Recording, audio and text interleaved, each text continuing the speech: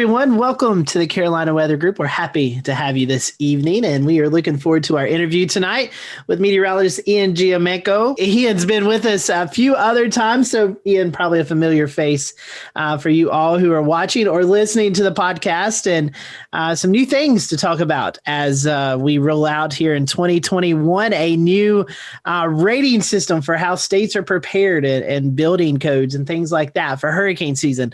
That's brand new right off the presses. So we're going to talk a little bit about that, how you can be prepared for hurricane season, and just kind of looking back at some of the other projects that is ongoing at the Insurance Institute of Business and Home Safety, just in the PD of South Carolina, so not far from us. So we'll talk a little bit about that.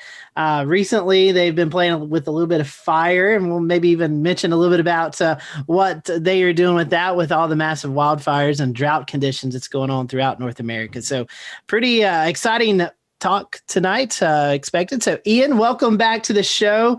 I know you've been a busy man here over the last few months, been doing a lot of research and doing some new studies and things like that. So let's kind of kick that off. I know hot off the presses is that 2021 rating of the states and how sound they are in construction and really just preparedness for severe weather. So can you tell us a little bit about the idea behind this this document that you guys produce every 3 years, and maybe where the Carolinas line up at? Yeah, it's nice to be here again. It's good to see everybody, and I hope folks are having a good evening listening to us. IBHS began our Rating the States program back in 2012, and the idea was to put essentially a state's building codes, their enforcement, as well as their contractor training and all the licensing components onto some kind of numeric scale in which we could actually measure their performance and use a number to actually set that. So we actually score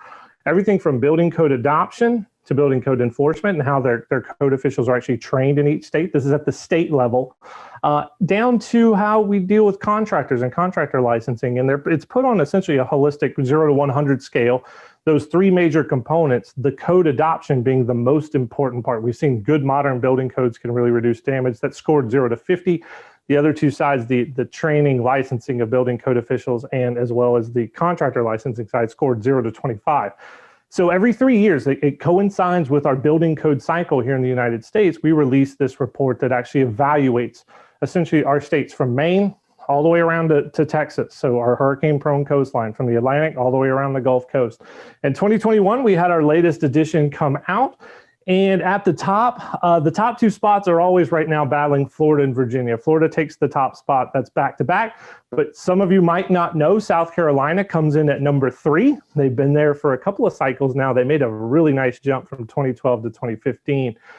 So we have where I live here in South Carolina in Rock Hill, we have very strong building codes. Coastal South Carolina has always been up in the top 5. But the big story this year for us was the improvement that North Carolina made, jumping up into the 7th spot, but they improved several points from their last one. So they've been on a steady climb now since we began in 2012. For the average person, what are they looking at with this? I mean, when I guess insurance companies are looking at this data and the average homeowner, how can they access this data and make sure that that their homes are ready, as South Carolina is number 3, North Carolina number 7. How can we look at that data, make sure our homes are ready for this upcoming tropical season? Yeah, so in reality, you want to look for, we did this at the state level. You want to see the most recent code adopted by your state if they have a statewide code. Unfortunately, here in the United States, we only have 18 states that have a mandatory statewide building code. Elsewhere, it's handled at the local jurisdiction level. But there's a way you can, go look at our page at ibhs.org, or if you just search IBHS rating the state, you'll actually find all that information. You can see the full list of how the state scored. But if you want to know what building code is in effect in your area, the Federal Alliance for Safe Homes has a great tool. It's called Inspect to Protect. So if you go to inspecttoprotect.org, you can put in your address, your zip code, and it will tell you what building code is being enforced in your area. And you want the most recent. We do know codes happen on a 3-year cycle, but you want your area to have adopted the most recent codes that keeps the best science and engineering into your building codes, but also know what year your home was built. And you can actually look at that on that Inspect to Protect website to see, hey, what, my home here, my house was built in 2009. So I went back and looked at what code cycle was in effect to know that, South Carolina, they were up to date in 2009. And it'll actually give you some recommendations about things to do around your home if, say you have an older home built in the 70s or 80s that might not be up to what we consider modern codes, which really came about in 2002, but it was a result of all the work that came after Hurricane Andrew in 1992, which really exposed the problems with building codes and a lot of the enforcement. Basically, we weren't enforcing or looking at making sure homes were built to the right code or to the code at all. And Hurricane Andrew in 92 exposed that. We'll talk about last year's hurricane season, very active year, but kind of the now and the present. Maybe some folks can't get all the way built up to code right now with the season already beginning, but what are some of those easier things that we can do to get our homes prepared for incoming tropical systems, not only along the coast, but maybe even inland? That's right. So we face even here, the inland moving tropical systems with some degree of wind, especially a significant rainfall.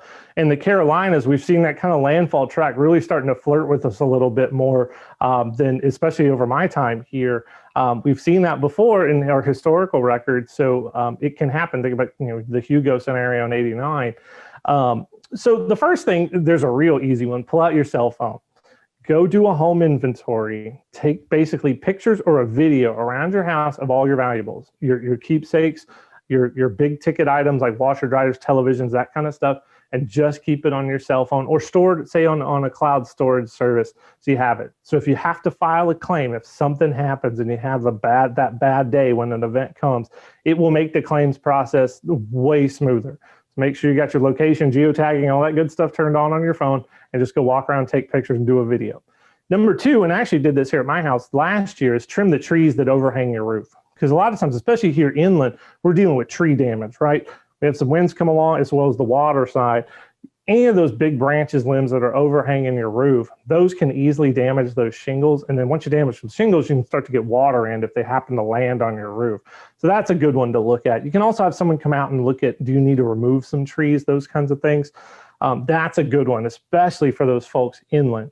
The next step, another easy one, fairly cheap, and get a tube of silicone caulk, check around the exterior windows and doors, make sure you don't see any of those gaps showing up, and you can caulk them and seal them up. We've got a really good instructional video on our disastersafety.org site that shows some of that. And you can seal those up. Keeps water from getting in when you have high wind conditions and heavy rain. Lastly, know if you're in a flood zone. If you're on the coast, know where your evacuation zones are. Know where you need to go. Those kinds of things. So those are some of the simple kind of sweat equity things. And I also tell folks, if you have all those outdoor plants, we've got hanging lanterns on the front, know how long it takes to take those down. So if we have an event come through, know how long it's going to take you to get those put away or tucked, as close as you can up in your house. You just want to limit the flying debris that can happen. We see a lot of times, people's trampolines go flying, even in thunderstorms around here. That can easily puncture a window. Puncture a window, you let the wind and rain inside your house, the dollars start going up real fast. So those are some of the easy tips. And we just encourage people to start. Just start with something simple. And then ultimately our hope is, say you get to the next time you're ready to re-roof, there's the great time if you really want to make some improvements to the structure of your home, especially your roof. When you re-roof, it's a great time. On your website, the ibhs.org, you can Google rating the states, and it's an interactive map. And while you were talking, I was just kind of looking through some of the states, and like New York is a score to 60, but there's 0 out of 25 for contractor and license and training. So I think Texas is another one, a 0 out of 25 for code enforcement and administration. So it definitely looks like some of these states definitely could improve in some areas. Yeah, and unfortunately what we see is, and you guys know this, we have unfortunately short memories as humans, and you'll have states, especially we've seen this mostly, a couple of the Gulf states, but New England primarily, where you go this cycle where there's no events. And so you saw before Sandy acts to weaken building codes. Sandy comes along and you see those scores jump in that between the 2012, 2015 cycles. And now some of them are taking those steps again to weaken the codes.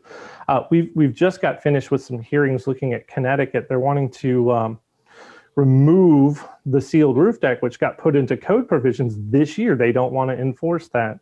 So we're arguing against that and kind of advocating that they need to leave that in there. Another state that in this cycle of rating the states was Massachusetts, that actually took out some of the protections in the windborne debris wind region. That's right at that zone right at the immediate coastline.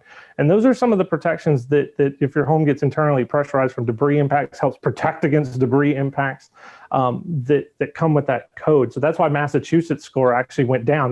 They dropped 3 points as a whole. That was the top drop in this particular cycle. Ian, talking about your LSU Tigers, Louisiana really hit hard last year in 2020 with, did we ever determine how many named storms there was? Was it 7 or 8? I don't know now that we lost. I think I can't even remember which one we got downgraded or didn't actually make official landfall as a hurricane. But then we had Zeta upgraded in post-analysis to a major hurricane at landfall. They were under so many countless tropical storm and hurricane advisories, watches, warnings throughout the entire season. I talked to my dad after the ice storm they had in February, and he made this comment. He's like, Ian, 5 hurricanes, it was something like 5 hurricanes and an ice storm. I'm done with the weather. He just stared at him over Zoom. I'm like, Dad, I'm sorry. I wish there was something I could do to help you guys. But they had, in that state alone, a pretty, it was a miserable year. And throw in the winter weather of February, that was a tough one to swallow. We just got done. I did an interview for the Times-Picayune in New Orleans, or I guess now it's the New Orleans Advocate, in the newspaper about Zeta. Zeta came in as a high loss number hurricane that nobody actually really thought about. Didn't produce a whole lot of flood damage, but from that just attack your roof perspective, you had a lot of roof cover replacements and the subsequent water entry across the whole chunk that the Delta region of South Louisiana through the New Orleans metro. So you got Houma in there, and then down US, or it's LA1 down the Mississippi River. And it turned out when you look at all the normalized damages, Zeta's up there in the list of high-end damaging Louisiana hurricanes, and you would not have thought. It's just kind of forgotten. And I hadn't thought about it until we got asked to talk to the newspaper down there. And so I started looking up all the data on Hurricane Zeta, and sure enough. But you throw in Laura, high-end wind event, and then the people of Lake Charles had to deal with the storm later on that impacted them, another one of the Greek alphabet storms. I think it was Delta. And I could be wrong because it all runs together now, and we need to get rid of the Greek alphabet, and thank goodness we did. The people down there still trying to deal with the damage that came from Laura, and then the subsequent landfall of Delta coming right after, just I guess it's a month or two later. You just feel for people. And Louisiana actually right before this season they lost a point in rating the states because they weakened their building code a little bit. And I'm sitting there looking, I was like, oh, please don't do that again. But big piece of legislation actually just passed this week looking at insurance discounts for fortified homes in Louisiana. So we're really happy about that. We have a tremendous multifamily project going on in the New Orleans metro, built to the fortified home standard that IBHS has. So they are making some strides. And we always talk about it's sad that it takes big events and these kinds of seasons to spur action. But unfortunately, in the United States, that's seemingly how we deal with these hazards. And I really do wish we'd be more proactive, but there are positive steps that are actually going on. For those folks who may not be totally familiar with fortified homes, what does that consist of? Yeah, so the Fortified Home Program is an enhanced set of building standards that also, if you go through the program, gives you a designation that your home is built to this set of standards, and it is above building codes.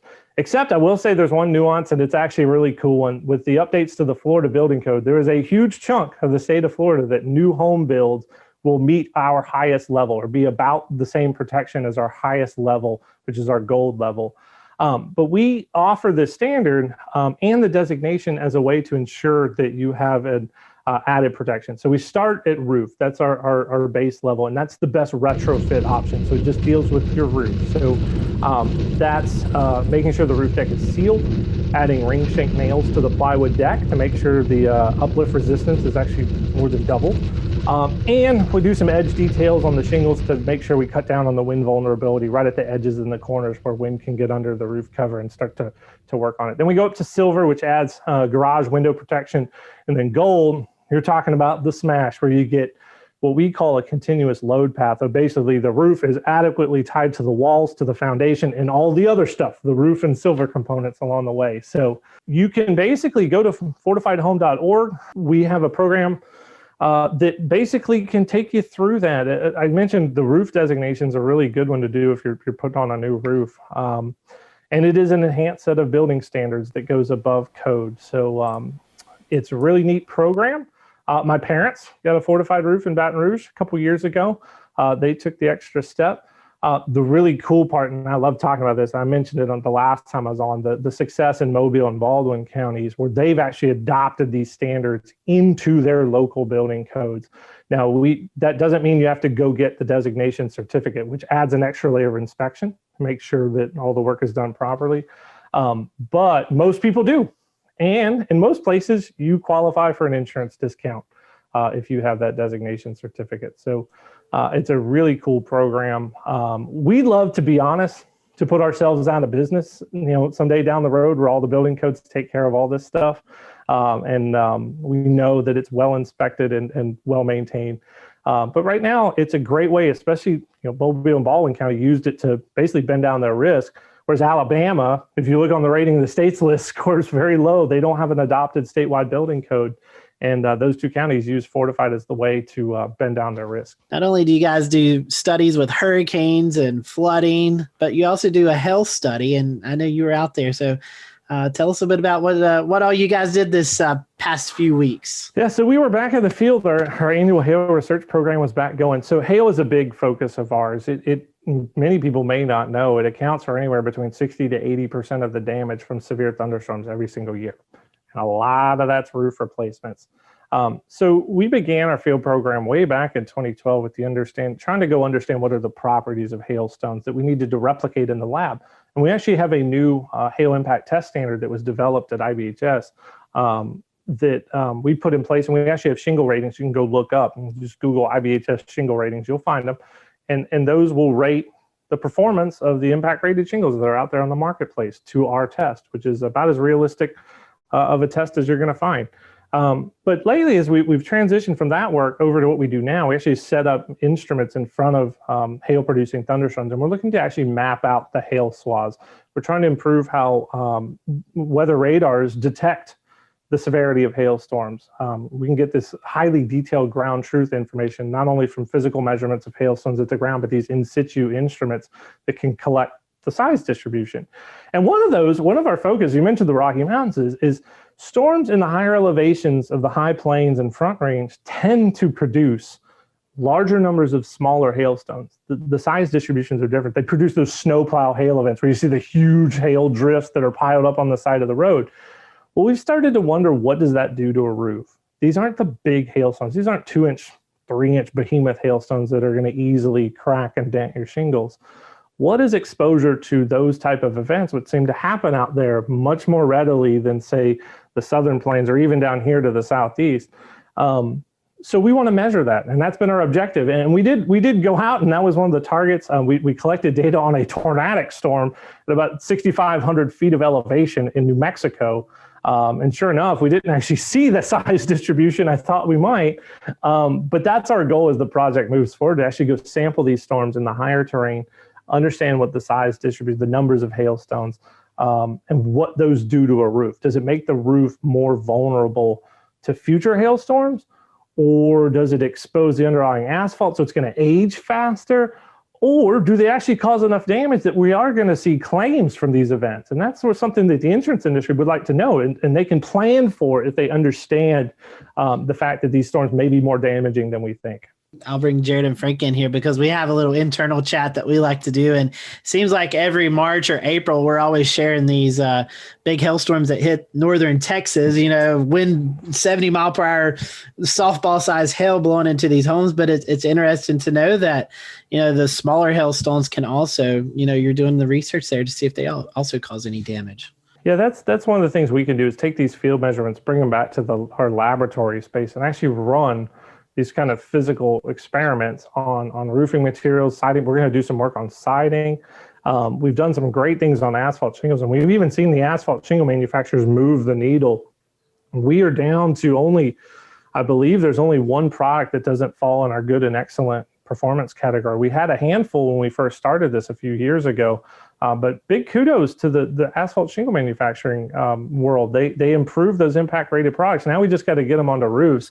And again, this is another area. These products do qualify you in a lot of places for an insurance discount. So that's something, talk to your agent if you're in the re-roofing process, that can stop some of the hail damage. Now out here, we don't see these big frequent hail events like we do in Tornado Alley. I'd love to just call it Hail Alley because that's where the big, the stuff happens as much. Although this year, right before we went to the field, there was a pretty epic, almost snowplow hailstorm in Great Falls, not that far from our research center that I actually went out by myself and went and took a look at that hail. But hail's like a forgotten hazard. Like nobody thinks about it in terms of the dollars it causes.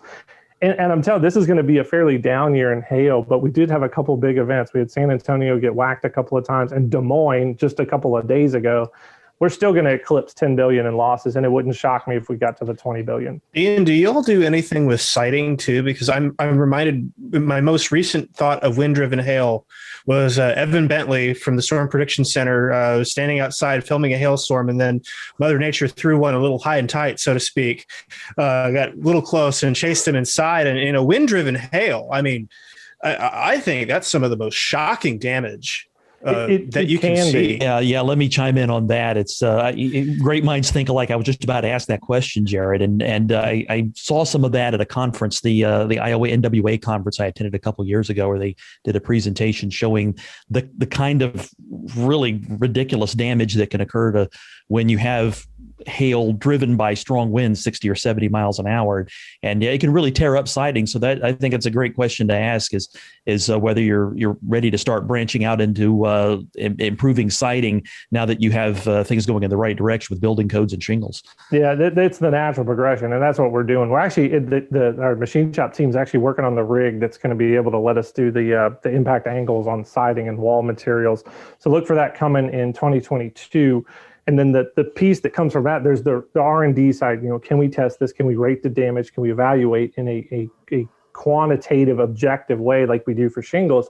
And then can we rate these products? And what you do see, vinyl siding, of course, especially when it gets aged, it gets very, very brittle. So any wind-driven component can easily crack siding. And you see the images of just shredded siding.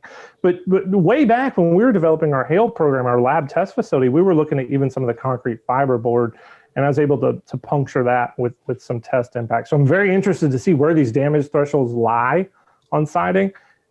How much does impact angle matter? And that's where we're going to head. It reminds me that there was a hailstorm a couple years ago, over $1 billion event with basically marginally severe 1-inch, sub-1-inch hail in Minneapolis. And it was a wind-driven event. So there's where you can have these $1 billion hailstorms that don't even produce the 2-inch, 3-inch behemoth hailstorms that we think about readily is going to damage our homes. You throw one of those across a metro, that's one of the ingredients. Wind-driven hail in a metro, and you're going to get $1 billion loss. Big hail in a metro, you're going to get $1 billion loss. And that's some of the ingredients. So yeah, the next step logically, we're going to look at siding as well as some of the emerging roofing cover technologies, like there's discontinuous metal. They're essentially not a full metal sheet like we would think of as standing seam. They're coated like asphalt shingles. There's some composites that performed very well, not only in our testing, but recently in the San Antonio hailstorm of this year, that are starting to become cost competitive with, say, products like metal and tile. And some of those manufacturers offer a true hail warranty, which we find quite interesting. So lots of stuff out there. I think the science and engineering in the materials world is going to catch up to hail. The real key is just going to be getting it onto people's roofs to start dropping this really what is a skyrocketing damage problem. Yeah, it seems like when every year the NOAA releases the $1 billion weather events, and it's always several hailstorms. You're talking about siting and the research and development, so we'll kind of wrap up with this question. You work at, I think, one of the coolest places there ever is, and if you've never been able to see what all Ian's his office space looks like, you need to definitely check out their social media accounts. So, Ian, for those folks who may not know what your backyard, what your office looks like, tell us all that goes on in there. And I know you guys were just recently playing with some forest fire stuff. I mean, you guys do it all. Yeah, so please check out, just search disastersafety.org, at disaster safety. That's our Twitter handle. For the hail study, you can go to at IBHS Hail Study. We've got a couple different websites there. Disastersafety.org is our consumer-facing one. You'll see a lot of the videos. Our centerpiece, as Scotty mentioned, is a full-scale test facility. It's a full-scale wind tunnel, but we also test multiple perils in there. And right now, we have a really, really neat project going on that's a collaboration with the United States Forest Service and Tall Timbers, which is a nonprofit research group out of Florida that looks at the wildfire hazard. And what we're actually doing is testing fire spread and fuel breaks. So essentially the gaps that not only that fire and hand crews cut around fire lines around large wildfires, but also that we use in landscaping and land use planning to see how big do these gaps have to be when fire's progressing through fine fuels. So for us, we used it in some of the work that we did just the other day. We're using beds of pine needles as our fine dried fuel. And what you see is fire under wind conditions, the flame that actually tilts down. And that's what actually kind of jumps the fuel bed. Now there's the ember problem as well. But what we're trying to see is how do we stop the flaming front of the fire using fuel breaks? So essentially gaps.